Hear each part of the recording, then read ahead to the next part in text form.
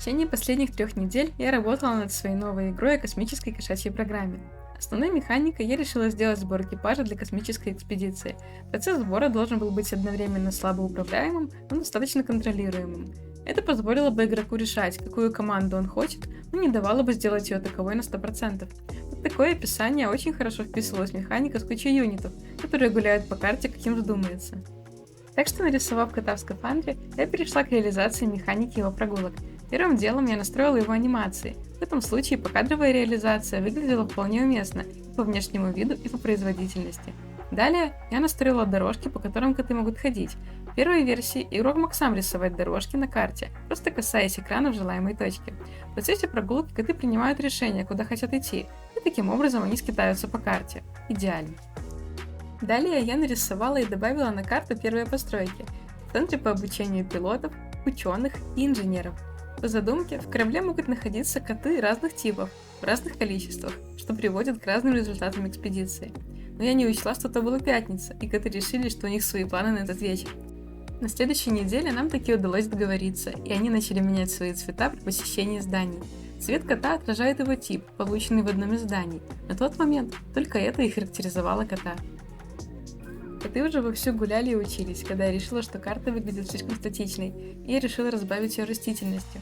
Я нарисовала комплект из травы, цветов, кустов и деревьев, после чего столкнулась с вопросом о способе анимации.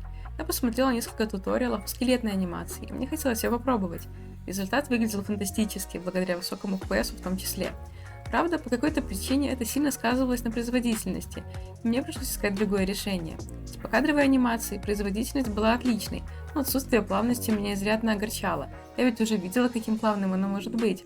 Тогда я решила проблему, написав скрипт для кастомной анимации растений. Заодно привнесла рандом в генерируемые объекты. По производительности результат был близок к покадровой, а по плавности к скелетной.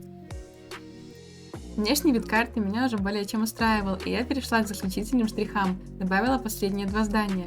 Академия, оранжевое здание справа снизу, служит для улучшения котов как специалистов. Посещая Академию, кот получает уровень или звездочку. Теперь у кота был не просто тип, инженер, пилот или ученый, но и очки специализации. Каждый уровень, полученный в Академии, увеличивает число имеющихся очков. Смена специализации, например, из пилота в ученого, сбрасывает полученные уровни, так как кот переквалифицировался. Где-то в этот же момент я увеличила частоту появления котов, а вместе с этим поменяла и скорость их передвижения на рандомную. Второе здание – это ангар, конечная цель кота на карте. Заходя в ангар, кот добавляется к команде, формирующейся экспедицией. Очки его специализации идут в копилку команды и влияют на квалифицированность экипажа. От квалифицированности экипажа зависит, смогут ли они достигнуть цели экспедиции или их ждет неудача. Цель экспедиции выбирается исходя из характеристик корабля. Игрок должен продумать, какой хочет получить результат, и исходя из этого подобрать параметры для команды и корабля. У корабля есть 2 характеристики – скорость и вес. Скорость как раз таки отвечает за то, в какую систему могут долететь коты. Вес отвечает за то, сколько оттуда получится привезти материалов. Улучшать характеристики корабля могут коты, которые, гуляя по карте, собрали части корабля и отнесли их в ангар. Соотношение котов разных специализаций и отношение скорости к весу показано под ангаром. Информация об очках специализации, уровне и собранных частях показывается над котами. Завершающее действие на карте – это начало экспедиции. Начать экспедицию можно и не собирая полную команду, достаточно одного кота. До последнего момента в ангаре не было корабля. Я подготовила несколько вариантов кораблей и уже добавила их в игру, так что можно считать, что ангар готов. Я уже начала работу над новым функционалом, но рассказывать о нем я буду в следующий раз.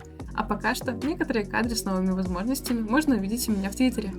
Кажется, мне пора возвращаться к работе. Спасибо за просмотр. Если вам понравилось видео, подписывайтесь и оставляйте комментарии. Увидимся в следующем выпуске.